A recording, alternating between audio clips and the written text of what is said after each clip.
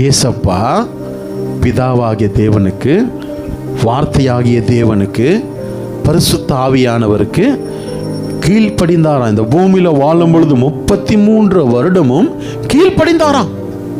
ஏசப்பாவை பார்க்க பிசாசு வந்தான். இந்த கல் அப்பமாக்கு. பிசாசுக்கு தெரியும் ஏசப்பா மேல என்ன அபிஷேகம் இருக்கு தெரியுமா, என்ன வல்லம் இருக்கு தெரியுமா. ஏசப்பா நினைச்சா செங்கல்ல, பாறாங்கல்ல அவர் கையில் எடுத்து ஒரு ஜெபம் பண்ணா அது சூப்பர் மெக்கர்னட் பெட் மாதிரி மாத்த முடியும் அப்படின்றது பிசாசுக்கு தெரியும். அப்போ சொல்றான் ஏசப்பாக்கு அப்பதான் பசி எடுக்குது. 40 நாள் உபவாசம் முடிச்சு அப்பதான் பசி எடுக்குது. எப்போ பசி எடுக்குதோ வந்து சொல்றான், உன்னால முடியும், நீ கல்ல அப்பமாக்கி சாப்பிடு. ஏசப்பா எதிர்த்து நின்னார் பிசாக்க. மனுஷன் அப்பத்தினால மாத்திரமல்ல, தேவனுடைய வாயிலிருந்து புறப்படுகிற ஒவ்வொரு வார்த்தையினாலும் பிழைப்பான். எதிர்த்து நின்னார் பிசாசுக்கு.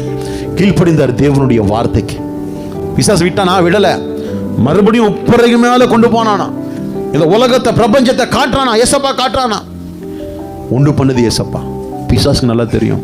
இதோ தாள குதி, உன் பாதம் கல்லில் இடராதபடிக்கு தம்முடைய தூதர்களை கட்டளிடுவார் என்று வேதத்தில் சொல்லப்பட்டிருக்கும் வசனத்தை வச்சு பேசலாம் பிசாசு ஏசப்பா கிட்ட.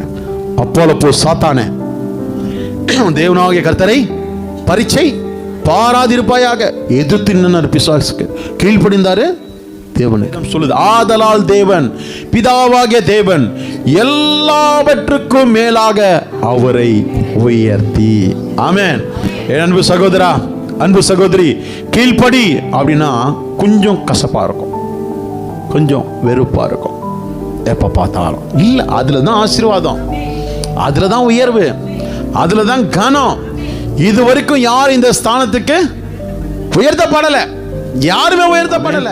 எனக்கு நான் சொல்றேன், திருச்சபைக்கு ஆவியானவர் சொல்ற, திருச்சபைக்கு இந்த நாள் இருந்து நம்மளுடைய வாழ்க்கையில இந்த ஆவி கிரியை செய்யும் என்று சொன்னால் நம்மளுடைய வாழ்க்கை தேவனால் எல்லாவற்றுக்கும் மேலாக உயர்த்தப்படும்.